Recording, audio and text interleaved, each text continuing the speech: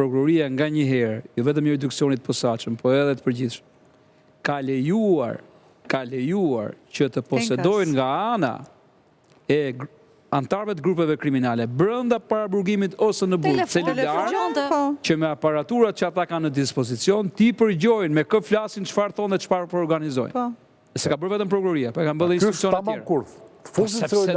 Shiko, edhe ata që janë të dënuar me vendim të formës prerë, për shkak se janë koka të grupeve kriminale, dhe për shkak se ka, më fal, për shkak se ka dyshime që ata vazhdojnë me veprimtarinë kriminale, i mbajnë përgjim. Po për të dhënë intervista, Leon? Intervista s'është e paligjshme intervista. Absolutisht. Problemi është me çfarë mjeti, sepse nëse është mjeti i paligjshëm si celulari, nuk lejohet.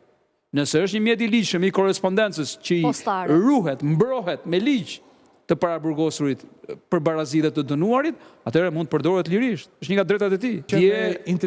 Është sqaruar se në ç'formë është bërë njëra prej intervistave. Po intervista artificiale, ju kemi edhe lejuar apo nuk? Është bërë me letër, është bërë me letër, i është shtuar me shkrim, ne ja kemi dhënë robotit, roboti ka kthyer në imazh, nuk është mëkat i veliaj. Po si me çaj ka sjellaj me shkrim, se ky është problemi.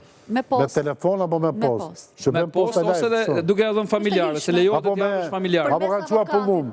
Edhe kjo do jetë kapur nga përgjimi. Oke, Beqa. Edhe kjo është kapur. Sa aftësia juaj për ta relativizuar këtë është shkapur apo po habisni?